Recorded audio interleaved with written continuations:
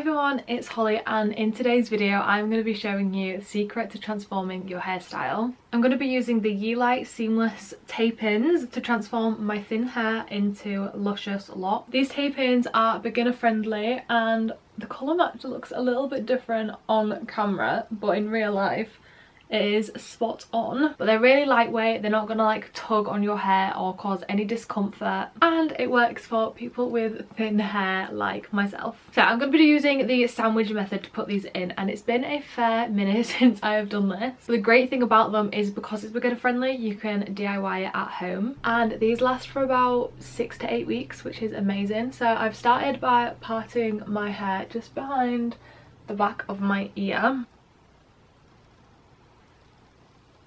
So the boxes literally come with everything you need. If this is your first time doing tape-ins, then these little velcro things that stop you from taping any other hairs other than the little section that you're taping your extensions to. So the first one wants to be like diagonal from your hairline, and in that way when you put your hair up it's just going to go seamlessly up and not bend and be on show. So you peel your tape in.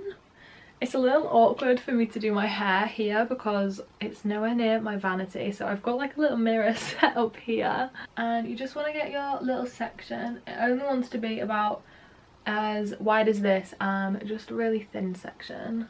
You really want to avoid putting anything too close to your hairline because you don't want it to be on show. And then you get the second one, and just in the same way you want to put it on top of the one you've already put in. I'm going to try and line it up as close as you can. There might be a little bit of wiggle room. I really advise doing this in front of a proper mirror. And then you don't have to actually use heat on it, but it won't last as long. So I do recommend just getting some straighteners, and you just sort of want to like tap on the tape-ins just to melt the glue and it adheres to your hair. I would recommend using some old straighteners because sometimes the glue can leak out. And then if you didn't get it straight on top, then whilst the glue heats up you can move it ever so slightly to line it up with the other one. And then that is the first one done.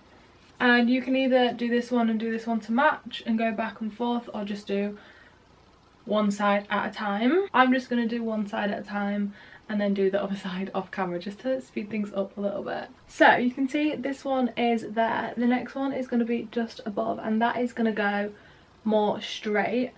So you want to just do the same thing. Get out that little section. I recommend using one of these combs. It just makes it so much easier.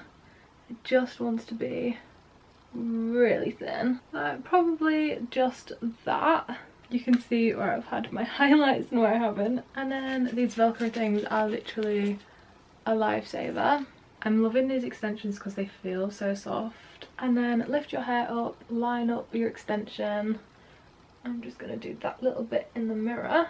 There you go, just check that that's how you want it to be, because once you heat it up it's practically impossible to move, especially once you've put the second one on. So always make sure, and if you want to move it then you can take it out now before it glues too much. And then your second one on, and tap. Okay, I've just gone up one more, and I think I'm just going to do one more section. You don't want it to be too close to your parting, granted you've got a middle parting like I do, because otherwise it's possible that you'll be able to see it. And if you want to do any half up half down hairstyles or anything, you might not be able to because of where you've placed them. So you just want to be mindful of that. I'm going to try and get it as close to the root as you can. Looking kind of crazy now. So I did the other side just off camera, and now I've just sort of thrown in a claw clip. I've divided the rest of my hair, which is just the back, into two sections, just like a middle part.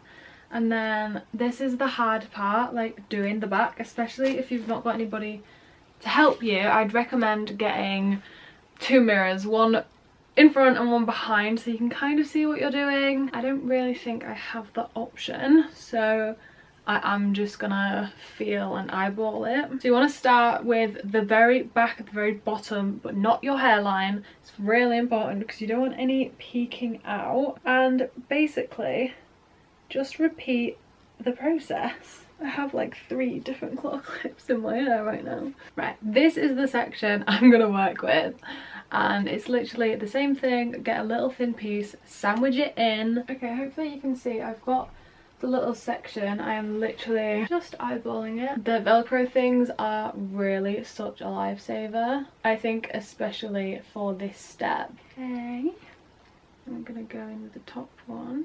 I think this will partly be the hardest part, is just laying it on top. I think I got that. And now we're gonna tap, tap, tap. The ones at the back you just want to keep straight. You don't need to do any of them diagonally. Apart from when you get to like the crown of your head, it's just gonna naturally curve a little bit, and that's okay. You just want it to look as natural as possible. And then once it's pulled down, you can tap it with your fingers and just squeeze it together, and then just go over the corners a little bit just to make extra sure. I can't believe how crazy my hair actually looks. Okay, exactly the same thing, just a little bit higher, and I'm literally just repeating the same steps. It's getting a little bit easier to do it on the back. I don't think they're 100% straight. It's as straight as I think I can get them. And I'm still only on my first box. I got 2 boxes. If you have thicker hair, you can maybe get away with doing less, but because I have thin hair, I needed a little bit more. I've got the next one ready to go. This one you kind of want to do in line to the rest of them around your head. And then it's just the exact same process. If you have a bit more space, then you can do 2 here, but I am just going to do 1. I think that's all I have room for. Okay, I have done the whole of this side now, back included, and that is 1 whole box that I've just got through. So I'm going to do the back. I'm going to do all of this off camera because it's literally just going to be the same repetition, but look at the length difference. And now that you guys can see what it looks like in, the colour match is so much better, especially like when I run my straighteners through it, and it's going to be a little bit more blended. So let's get this done.